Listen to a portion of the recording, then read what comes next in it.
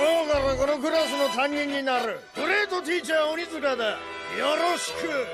Yo, chez les fans d'anime, il y a des choses à ne surtout pas faire si on veut pas se faire allumer et passer pour un gros fan cancer et cliché. Et bien sûr, c'est ce qu'on va voir dans cette vidéo. Avant de commencer, n'hésite pas à venir me suivre sur Twitter, on est bientôt 200 et à t'abonner à la chaîne si ce n'est pas encore fait. Sur ce, bon visionnage.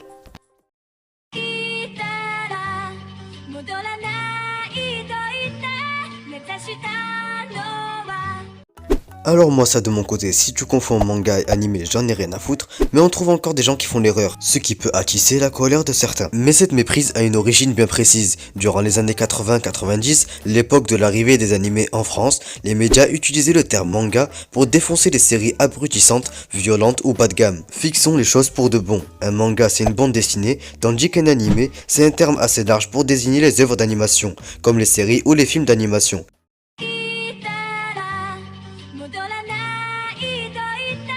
Otaku n'est pas un terme positif. À la base, le terme otaku désigne le foyer. Mais en 1983, un journaliste va réutiliser ce terme pour qualifier les personnes possédant un loisir en intérieur qui occupent une grande partie de leur temps, comme les animés, les mangas, les idoles, mais aussi les armes, les avions et les trains. Ce mot deviendra péjoratif après l'affaire Miyazaki en 1989. Surnommé l'otaku tueur, il a tué, violé, puis mangé plusieurs fillettes. Lors de l'enquête, la police retrouva des centaines de cassettes d'animés et de films d'horreur. Malgré le fait qu'il soit reconnu schizophrène et exécuté en 2008, l'opinion publique se déchaîne. Depuis, les otakus sont considérés comme des malades mentaux. Aujourd'hui, les séries tendent à casser cette image, mais les otakus restent vus comme des déchets sociaux. Donc je vous en prie, identifiez-vous comme un fan d'anime et de manga. C'est plus long, mais tout le monde comprend.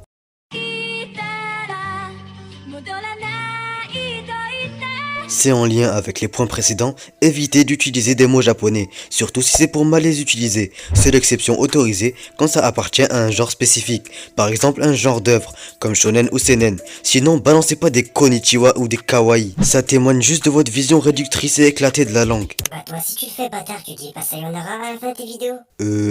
Ouais, mais moi c'est pas pareil. Moshi Moshi, comment ça va? De plus, votre pauvre niveau en vocabulaire ne trompera personne. Ceux qui ne s'intéressent pas aux animés et aux mangas ne comprendront rien, alors que les autres se diront mais qu'est-ce qu'il raconte? Ce qui n'est pas un plus si vous voulez avoir une crédibilité. Si la France est bien lotie en termes de problèmes économiques, le pays du soleil levant est plus connu pour ses problèmes sociaux. Les Japonais plongent très jeunes dans le bain de la compétition, scolaire puis professionnelle. La plupart sont constamment sous pression, les heures de travail démesurées et les salaires de misère. Du coup, les jeunes ont peur du fameux passage à l'âge adulte. Ils s'isolent et finissent par être des otaku, et parfois même des hikikomori, des no-life qui ne sortent pas de leur espace vital, la chambre. Sans parler des cas de suicide, pas aussi nombreux qu'on ne le croit mais plus médiatisés. Ce qui prouve que le système japonais est usé de nos jours. Et puis, je sais pas si ça vous plairait de travailler tout le temps, rentrer à 20 h chez vous pour encore bosser, avoir 10 jours de vacances par an. Allez bref, j'espère que vous avez compris le principal, ne soyez pas des moutons, n'essayez pas d'imiter ce que vous voyez autour de vous. Pour un épisode 2, lâchez vos meilleurs pouces bleus et dites-moi en commentaire si vous vous êtes reconnu dans ces exemples. Je vous souhaite que du bonheur pour cette année 2020, sur ce, c'était Raifi, sayonara.